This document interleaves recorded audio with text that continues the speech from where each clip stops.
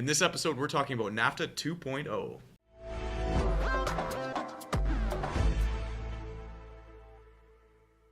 Thanks everyone for tuning into this episode. It's been over a year since we initially started talking about NAFTA negotiations, and we finally have a deal, the USMCA, between both the United States, Canada, and Mexico. So we thought today we'd take an opportunity, kind of highlight some of the key areas of the deal, what it means to Canadians, and what we can expect moving forward. And frankly, I'm ready to move on from this topic, but let's Agreed. Let's finalize it. So with the new deal, the dispute mechanism, also known as Chapter 19, seemed to be one of the key points to the negotiations from Canada's perspective. Yeah.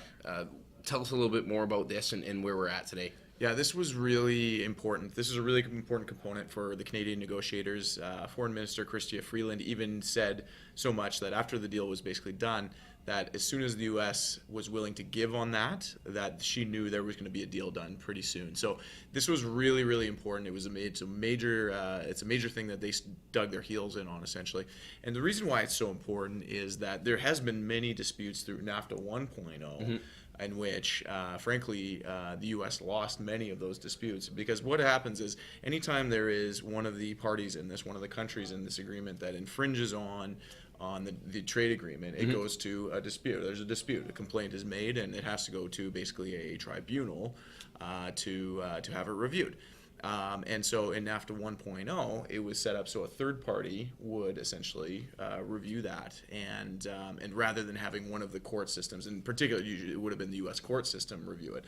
So you can imagine there's a lot of biases that would come from having the U.S. courts to review a trade dispute which relates to the U.S. as well. So this is why it was so important for Canada, because there has been numerous times where the U.S. has caused problems in NAFTA 1.0, and frankly, most of the times they lost on those disputes. And so, thankfully for Canada should be thankful for that, because they ended up winning a lot of those disputes.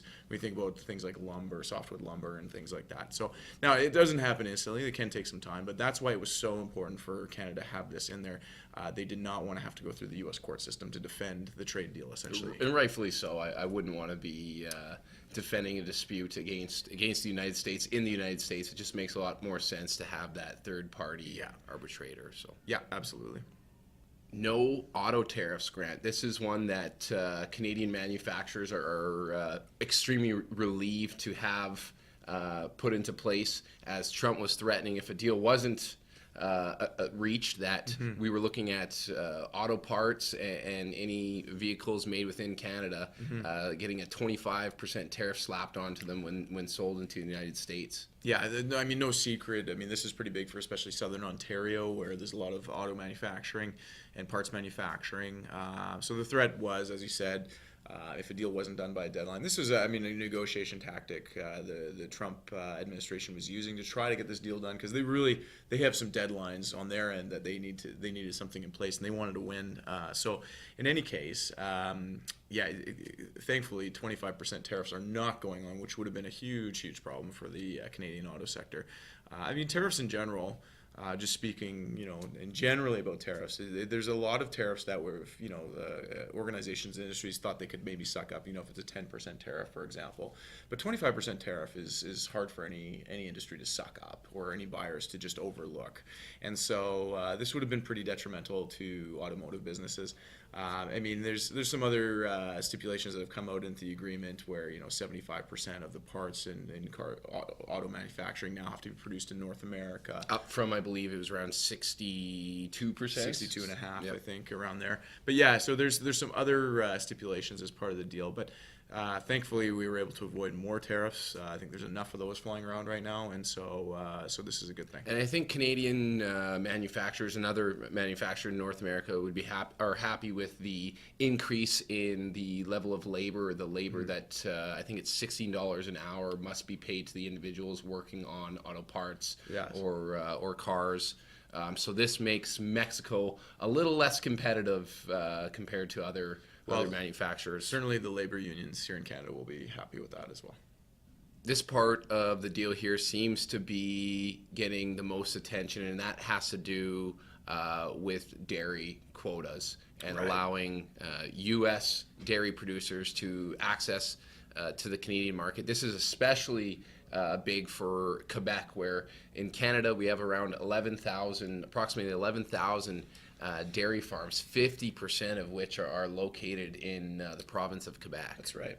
So yeah, I mean, in any deal, there's give and take, and this is, I mean, the Canadian government had to they had to prioritize certain things. And again, this is not me agreeing with it or disagreeing with it. This is just the reality of making deals. And so, what the Canadian government decided to give up on a little bit was the dairy farmers, the dairy sector. So, as you pointed out, there's 11,000 dairy farms in Canada. Approximately 50% are in Quebec. This is a big political decision that has political ramifications in Quebec.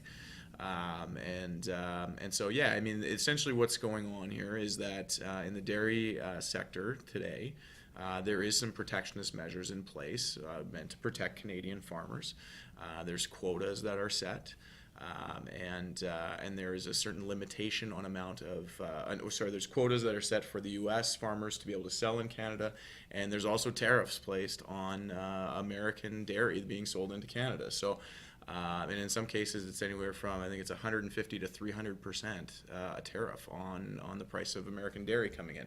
And so that's not changing, but what is changing is that they're going to be allowing a little bit more of that American dairy to be coming up into the country. And I think the figure is approximately 3.6, or this could have an impact on 3.6% of the dairy industry here in Canada. So it is a real thing. I mean, it's 3.6 sounds small, but it is a big number for these dairy farmers, and they're used to getting that protection. And those on the other side obviously are arguing that competition is good for the consumer at the end of the day. Absolutely. What would you say to that? Absolutely. I mean, I'd say I'm always a proponent for competition because it breeds innovation and it breeds price competitiveness, which is good for the consumer. But in saying that, there are situations where the government is there to protect Canadian industry, and so it's a fine line. Like, I don't want to give an opinion necessarily one way or the other because it is a fine line. There's smart people on both sides of that argument for sure.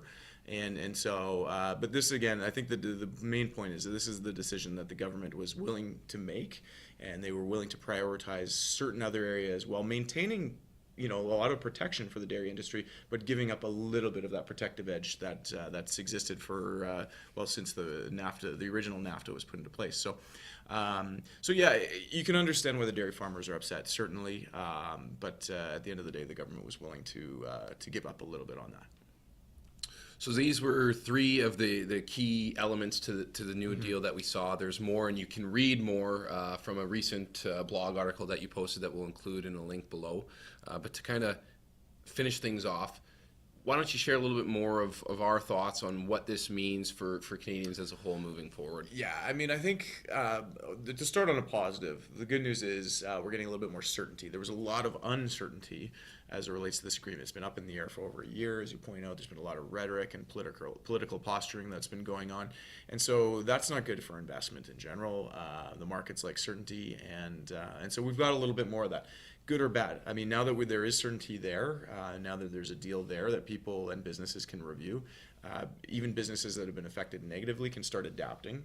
Before knowing, they couldn't adapt. They couldn't change their practices or processes. So now they can at least start adapting to it, even if it's been a bad impact or a negative deal for them.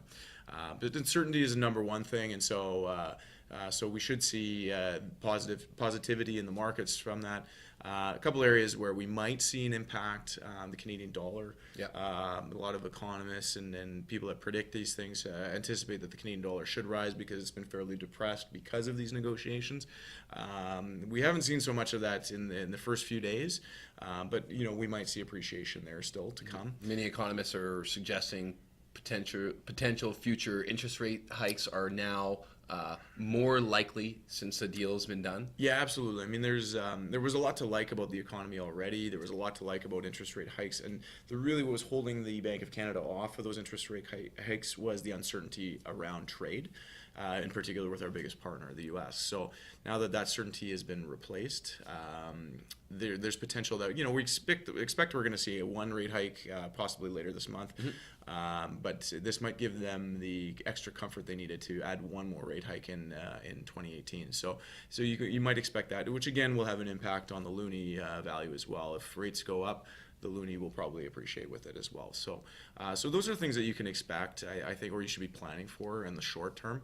But longer term, again, I think the focus should be that if you buy good companies, you're buying good quality assets you're investing in, don't overpay for them. This shouldn't have changed your long-term thesis so much. We expected, and most people in the markets expected that a deal would get done, but you can certainly feel a little bit more comfortable in the short term now that that certainty has been placed there. Excellent. Well, with that, we can close this episode off. Visit us at www.whitehoustonwealth.com. You can reach us at whitehoustonwealth@nbc.ca. Always open to questions, whether it has to deal with investments, personal finance, really anything around your money. Shoot us your questions. So, sounds good. Ready? Aim. Fire.